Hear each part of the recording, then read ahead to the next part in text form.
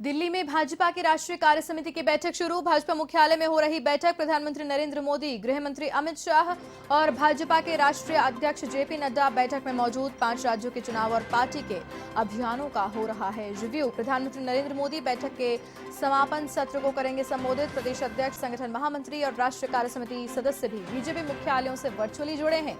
NDMC सभागार में मोदी सरकार के कार्यकाल की उपलब्धियों पर भी प्रदर्शनी का आयोजन हुआ है।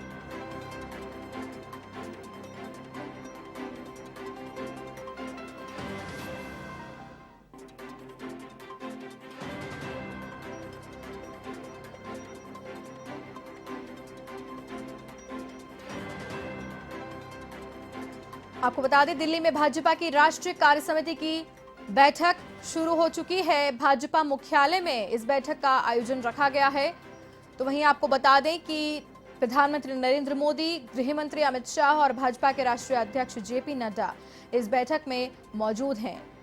राज्यों के चुनाव और पार्टी के अभियानों का रिव्यू लिया जा रहा है। कुल मिलाकर महामंथन हर मुद्दे पर किया जा रहा है। प्रधानमंत्री मोदी बैठक के समापन के वक्त संबोधित भी करेंगे और वर्चुअली जुड़े हैं कई दिग्गज नेता प्रदेशों से। विस्तार से जानकारी लेंगे इसी खबर पर। एवं संवाददाता प्रीत किरण फोनलाइन पर जुड़ रहे हैं हमारे साथ। प्रीत, विस्तार से जानकारी दें। बैठक की शुरुआत हो चुकी है। प्रधानमंत्री मोदी, गृह मंत्री अमित शाह सहित तमाम दिग्गज नेता मौजूद हैं। क्या कुछ अपडेट? जी बिल्कुल, दिल्ली के कन्वेंशन सेंटर में एनडीएमसी ये बैठक शुरू हो चुकी है और तमाम जो बीजेपी के वरिष्ठ नेता है, शीर्ष नेता है, बैठक में मौजूद है। गृह मंत्री अमित शाह, प्रधानमंत्री मोदी और जेपी नड्डा जो कि बीजेपी के अध्यक्ष हैं, बैठक में मौजूद है। और बैठक की जो शुरुआत है संबोधन भाषण से जेपी नड्डा की गई है। उनकी तरफ से कहा गया है कि जिस तरीके से पिछले दिनों बीजेपी ने काम किया है बेहद सराहनीय है, चाहे वो कोविड के काम की बात की जाए या फिर अन्य राज्यों में जिस तरीके से चुनाव प्रचार में हिस्सा लिया बीजेपी के नेताओं ने, कार्यकर्ताओं ने बढ़ चढ़कर। लेकिन अब क्योंकि 5 राज्यों में आगामी चुनाव है, तो ऐसे में कार्यकर्ताओं से लेकर तमाम नेताओं को एक अच्छा बेहतरीन परफॉर्मेंस करना होगा, जिसके लिए पार्टी आने वाले दिनों में रणनीति बनाएगी और किस तरीके से काम किया जाएगा, इसको लेकर ग्राउंड में जो कार्यकर्ता जुड़े हुए हैं पार्टी से, उनसे भी राय शुमारी की जाएगी, उनसे भी मदद ली जाएगी, सलाह ली जाएगी, ताकि आने वाले दिनों में किस तरीके से कामकाज किया जाए। हालांकि अभी बैठक आगे 3 बजे तक जारी रहेगी और प्रधानमंत्री मोदी के संबोधन से बैठक का समापन किया जाएगा। उनकी तरफ से बैठक में क्या कुछ चर्चा हुई उसको लेकर फीडबैक भी दिया जाएगा। जी प्रीत, तमाम जानकारी के लिए आपका बहुत बहुत धन्यवाद। तो ये थी वन संवाददाता प्रीत किरण हमारे साथ फोनलाइन पर थी इस खबर पर अपडेट के लिए।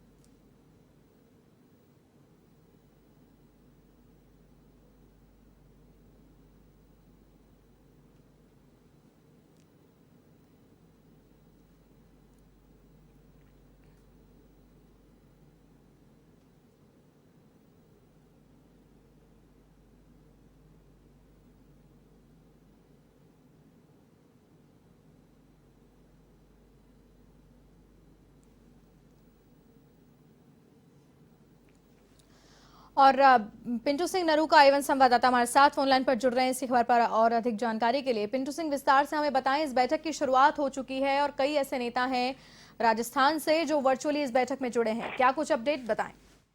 देखिए भारती, आज बीजेपी की राष्ट्रीय कार्य समिति की बैठक है और काफी अहम ये बैठक है, क्योंकि देश में 5 राज्यों के चुनाव होने हैं। खासतौर पर उत्तर प्रदेश जैसे राज्य में चुनाव होने हैं अगले साल, और उत्तर प्रदेश के चुनाव बीजेपी के लिए काफी अहम है, क्योंकि दिल्ली की जो सत्ता का रास्ता है वो उत्तर प्रदेश से ही जाता है। उत्तर प्रदेश जो जीत जाता है उसके लिए केंद्र की सरकार में आना काफी इजी गोइंग रहता है, और इसलिए उत्तर प्रदेश पे ज्यादा फोकस है। तो 5 बड़े स्टेट जहां पर चुनाव होने हैं, और इस दौरान ये कार्य समिति की बैठक काफी महत्वपूर्ण है। और दिल्ली जो भाजपा का राष्ट्रीय कार्यालय है, वहां से बैठक हो रही है। प्रधानमंत्री नरेंद्र मोदी वहां पर मौजूद हैं, अमित शाह बीजेपी के राष्ट्रीय अध्यक्ष जेपी नड्डा वहां मौजूद है और खुद प्रधानमंत्री नरेंद्र मोदी कार्य समिति की बैठक को संबोधित करेंगे। लेकिन जो प्रदेश के जो आला नेता है, जो कार्य समिति से जुड़े हुए लोग हैं, वो यहाँ से जुड़े हैं, वीसी के जरिए बैठक से जुड़े हैं। सतीश पूनिया, ओम माथुर, गुलाब चंद कटारिया, राजेंद्र राठौड़, राज्यवर्धन राठौड़, ये वो लोग हैं जो कार्य समिति के सदस्य हैं। वो लोग बैठक से यहाँ से जुड़े हैं और तमाम जो राजस्थान की आगामी जो रणनीति है उसको लेकर चर्चा करेंगे और जो भी कार्य समिति में जो निर्णय होंगे, कार्य समिति की बैठक में जो चर्चा होगी, वो इम्प्लीमेंट को लेकर या राजस्थान में उसको बनाने की कोशिश करेंगे। खासतौर पर हाल में जो उपचुनाव है और उपचुनाव का जो परिणाम रहा, उसको लेकर भी कार्य समिति की बैठक में चर्चा होगी। प्रदेश नेतृत्व से भी पूछा जाएगा कि क्या कारण रहा, जो 2 उपचुनाव रहे उसमें जो बीजेपी की स्थिति रही, उसका भी फीडबैक रखा जाएगा। लेकिन बड़े स्तर पर ये बैठक है, कार्य समिति की बैठक है, खासतौर पर राष्ट्रीय मुद्दों को लेकर फोकस रहेगा। हाल ही जो पेट्रोल और डीजल की कीमतों में जो राहत मोदी सरकार ने दी है, उसको किस प्रकार से बनाया जाए, उसको लेकर भी इस कार्य समिति की बैठक में चर्चा होगी। और खासतौर पर जो प्रमुख एजेंडा होता है, वो राष्ट्रीय जो इश्यूज होते हैं, जो मुद्दे होते हैं, उनको लेकर भी रणनीति को तय करनी होती है कि किस रणनीति पर आगे चलना है और किस प्रकार से पार्टी को, संगठन को मजबूत किया जाए। लेकिन मौजूदा समय में कार्य समिति की बैठक इसलिए महत्वपूर्ण हो जाती है क्योंकि 5 राज्यों में चुनाव होने हैं और उत्तर प्रदेश जैसे बड़े राज्य में चुनाव है।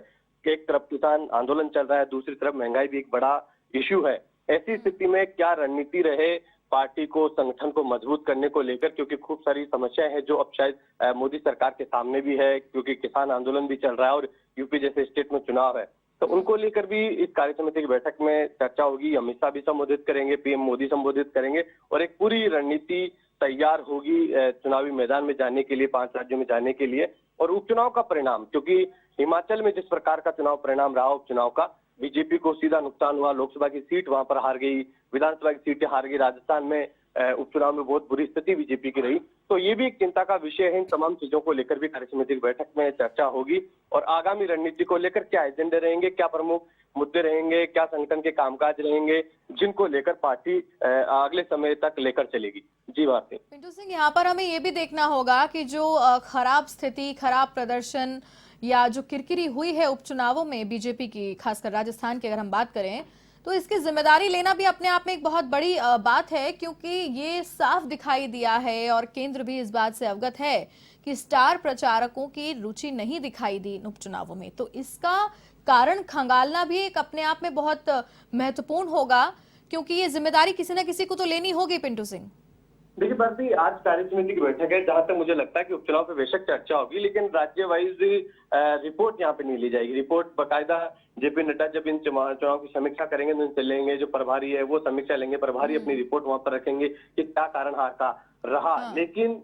बीजेपी कैडर बेस्ड पार्टी है। राजस्थान में बीजेपी ने कई बार सरकार बनाई है, वसुंधरा राज्य की 2 बार, पर यहाँ पर स्पष्ट बहुमत की सरकार रही है। 25 में से 25 सांसद लगातार 2 बार मिले हैं और बूथ से लेकर मतलब बीजेपी जिस प्रकार से यहाँ पर मजबूत है, यहाँ पर बीजेपी का गांव ढाणी में कार्यकर्ता है और भैरव सिंह शेखावत ने यहाँ पर सरकार चलाई है। इसके बावजूद बीजेपी की जो स्थिति रही, एक जगह जमानत जब्त होना, तीसरे नंबर पे आना, वाकई चिंता का विषय है। इसको लेकर राजनीतिक गलियारों में चर्चा बनी हुई है कि क्या कारण रहा कि बीजेपी जैसी मजबूत पार्टी इतनी पिछड़ गई। हार जीत तो कई बार चुनाव में होती है, लेकिन जमानत जब्त होना, तीसरे नंबर पर आना, ये बीजेपी को शायद इसका अंदाजा तक नहीं था कि उपचुनाव में इस प्रकार की करारी हार होगी। लेकिन बीजेपी लगातार कांग्रेस को घेरती रही, दावा करती रही कि प्रदेश में एंटी इनकम्बेंसी है, कांग्रेस में गुटबाजी है और कांग्रेस की गुटबाजी का फायदा मिलेगा। खूब सारे ऐसे इश्यूज थे कि चाहे वो युवाओं के रोजगार से जुड़ा हुआ इशू हो, चाहे किसान कर्ज माफी का मामला हो,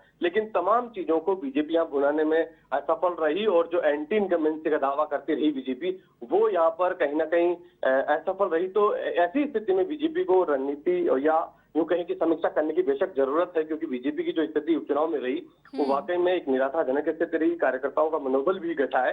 तो लेकिन जिम्मेदारी हाल फिलहाल ये नेता ये कहकर टाल रहे हैं कि वहां के स्थानीय मुद्दे थे, लेकिन ये एक सफिशिएंट कहीं ना कहीं जवाब नहीं होता है और इसकी पूरी रणनीति होगी, पूरी समीक्षा होगी और आगामी दिनों में इसके कई जो परिणाम है, कई बदलाव है, वो भी देखने को मिल सकते हैं।